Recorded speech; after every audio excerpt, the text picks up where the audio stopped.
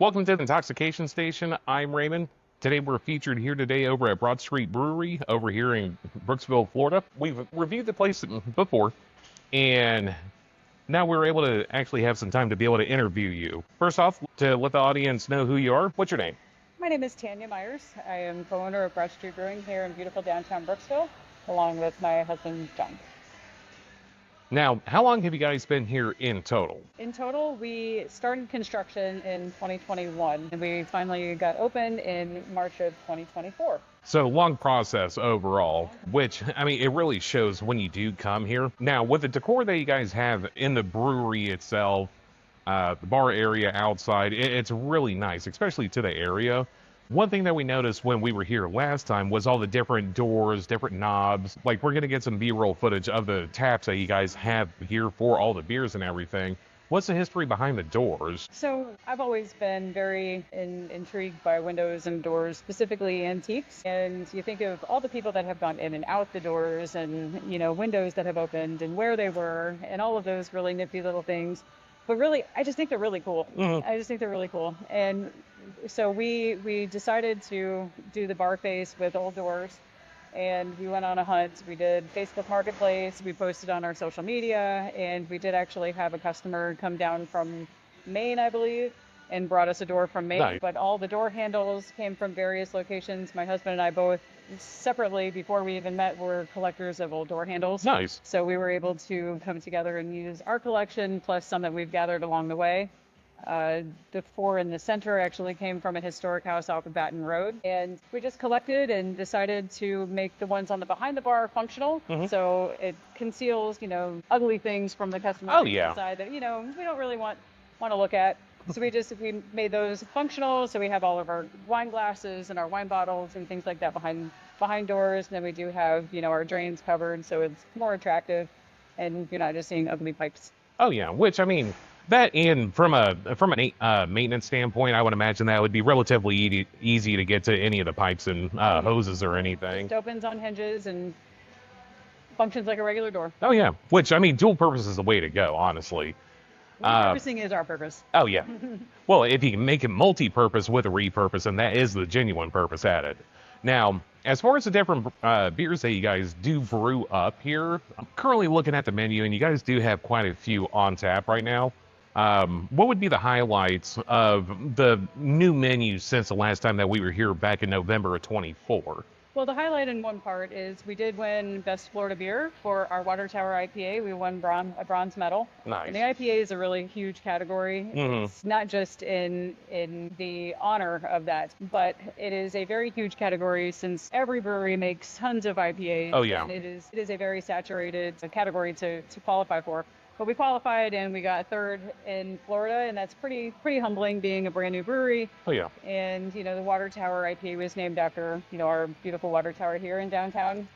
Aside from that, we have our sparklers are very popular for people who don't necessarily like beer flavored beer. And we put a lot of heart and soul into our ingredients, and we've used lots of local ingredients. We just did the Watermelon Festival and we used Baton Farms watermelons. Nice. Which was pretty fun.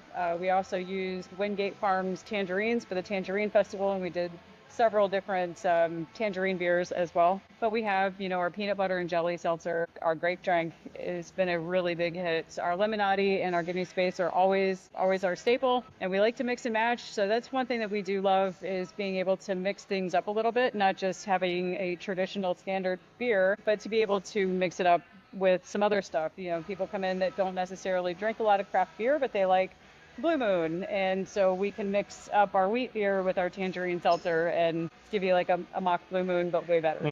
Yeah, taken from someone that has such refined taste as Coors Light and Michelob Ultra, the ability to have something a little bit more commercialized, a little bit more mainstream is appealing for people that may not like what I would think is a skunky beer, being the IPAs, the triple IPAs and all that, but to have something that's more relatable to the palate. For sure. Anyways. My husband's approach has always been to make beer approachable, because there are the hop heads that love hoppy beers, but there is also very, very different flavors, and we never, a lot of people come in and ask for a Mick Ultra, and we always have something on tap. We currently do not make a lager because we do not have cold fermentation at the moment. So we do bring in guest taps. We do support our friends locally here in the state.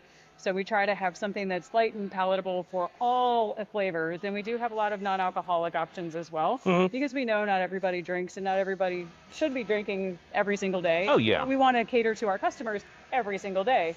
So we do have a lot of different options that are pleasing to every palate. We know we can't please everyone all the time, but we do have something that's pretty pleasable for most. Oh, yeah. Which, I mean, at the end of the day, if you can cover a wide enough audience, people are going to be willing to come in here. For sure. As far as, other things that you guys do up here, because I know last time that we were up here, you guys had food trucks up here. You guys have occasional local artists and poetry reading and whatnot up here. Is that something that still continues to this day? Yeah. So every day that we're open, we have food trucks. And Fridays and Saturdays, we always have live music from 6 to 9 p.m. Wednesdays, we have open mic. So we have been very blessed to have very talented locals come and perform for us. And we cater to that every Wednesday. This Wednesday, we're taking a break. So the last third Wednesday of the month, we're going to do bingo. But every other, it'll be open mic. And then we have trivia on Thursdays.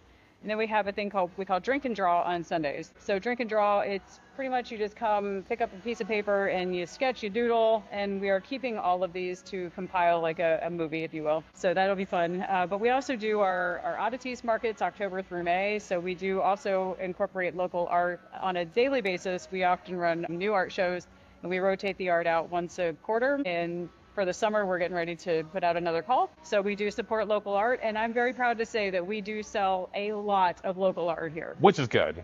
Because, Absolutely. And we don't take a fee for it. We just, whatever the price is, the customer comes and scans their QR code, the money goes right to them, they leave with their piece of art. Nice. Which, that's the whole point behind an intoxication station. We do try to support local businesses where possible, and even emphasize with local businesses, supporting local artists and whatnot as well, too. Definitely an awesome place that you guys have here. Definitely an awesome theme behind everything, and ultimately making the area better when possible as well, too. Now, as far as like future things that may be coming up through the pipeline as far as different brews and whatnot, is that anything that you're able to discuss on right now, or is that something that's going to be announced? Well, they're always working on formulating different recipes, different styles, and changing things up. And we definitely have our core beers, our Good Neighbor Pale Ale, Raven's Red, our Tastes Like Freedom, our Water Tower, and our Dark Heart. But there will be different offshoots of pale ales, IPAs, and different sparklers. The sparklers can change pretty frequently.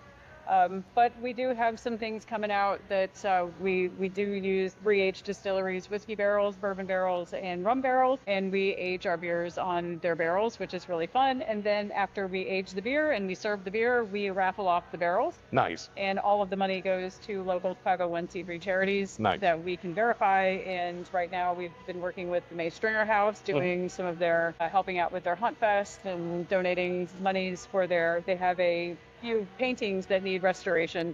So we've been donating to help with the restoration of these historic paintings, which has been really nice. Nice. So currently right now, I'm having what's on tap today being the number 11 Tastes Like Freedom. Really good beer. I really do like it. And so she's currently drinking the Dubel, and it's a really good Belgian beer as well too. But I mean, all in all, if you guys do see behind us, they do have a plethora of different merch up here between different shirts, t-shirts, hats, and whatnot. Definitely make yourself way down this way. Definitely worth checking out, especially with the food trucks that you do have up here periodically. It's from what I've seen before, it's never the same one. It's always a different variety of food trucks that come up here. So definitely a different experience every time you come up here, but it's going to be consistent at the same time. Correct. And one thing that we did mention last time that we reviewed up here was the bathrooms. Cleanest ones I've seen in the longest time. We take really great pride in that because that's how we like them. Oh, yeah. We definitely take great pride in our clean bathrooms. Oh, yeah. Well, clean establishment overall. I do like to say thank you so much for being on the channel today. Appreciate you. Intoxication Station. We'll catch you next time.